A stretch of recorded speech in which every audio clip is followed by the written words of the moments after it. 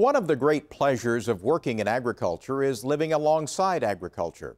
But this past week, we were reminded that living close to nature comes with not just pleasures, but also perils, like wildfires. Here's Sunup's Dave Deacon. A hanging muffler, a few sparks, a strong wind out of the south. The blaze erupted east of Stillwater on July 30th.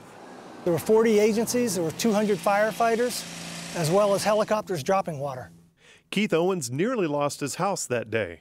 And as we were watching the fire, every once in a while you'd see these big columns of black smoke. And all the homeowners were like, oh, is that my house? Is that your house? While Keith's house survived the blaze, his outbuildings did not. His trailer, destroyed. His shed and riding lawnmower, consumed. The building storing keepsakes and heirlooms, melted. Look at some of these trees. Some of these trees are more than 100 years old. It's been a long time since a fire came through here, so time caught up with us. There's a wooden trellis that didn't catch on fire. And fire, he had, he's got this little irrigation system in here, which is a good idea. I asked Oklahoma State University's Terry Bidwell to take me through the scene and show me why Keith's home survived. Why did this house survive and others didn't? Okay, he had the right kind of siding material. This is a non-combustible. Obviously, this is rock, so it took a lot of fire to this side of the house. This is south-facing slope.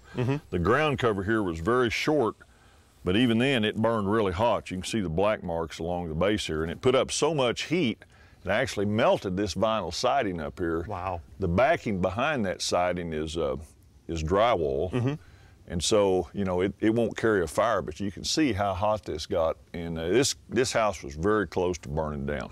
Well, just not quite hot enough. And one other thing is the cracked glass over there. It got so hot it cracked the glass on these windows. So you can tell it was, he had this Firewise pretty well, but I think if the fire department hadn't gotten in on this thing, we wouldn't be talking about this. It'd just be a pile.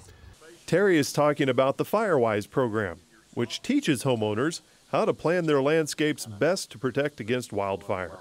The ground cover, like you said earlier, plays an important role in this. It does, and even though it was green, and you think green things don't burn, green things burn very well. It had an understory of dead leaves from years past, and so this little trail right here didn't burn very much, but you can see very close to the house the white and black ash. So even though it's pretty well landscaped, it still burned. And then you've got this brush here, but it was thin enough, it really didn't carry the fire up into this eave. It's still intact, although it's kind of crispied up here.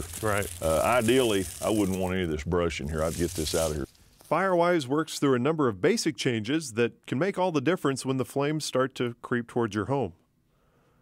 These include defensible spaces, using the correct materials for siding and roofing, and selecting the right plants for your landscape. Fires are really, it's a scary and fast-moving phenomenon. Absolutely, and that's why they get people out of here. He's on a well, so one of the ideas would be you could survive this fire in the house, wait till the front passes come out, and then start spraying your area down. Well, he lost power because it burned up the power lines. You got no water. And then burned up his well house. Burned his well house up. So what are you going to do? You have no water, so in this case, there wasn't much he could have done if it had caught on fire. As the fire department came in, they really need an area to be able to work in right through here. Absolutely, that's called defensible space. And you can see out in these areas, when the fire department comes in here, they're going to evaluate this house. They're going to either give it an up or a down.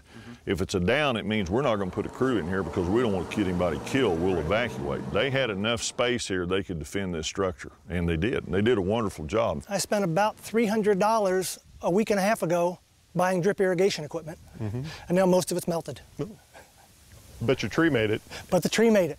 Keith is in good spirits, especially after everything that's happened.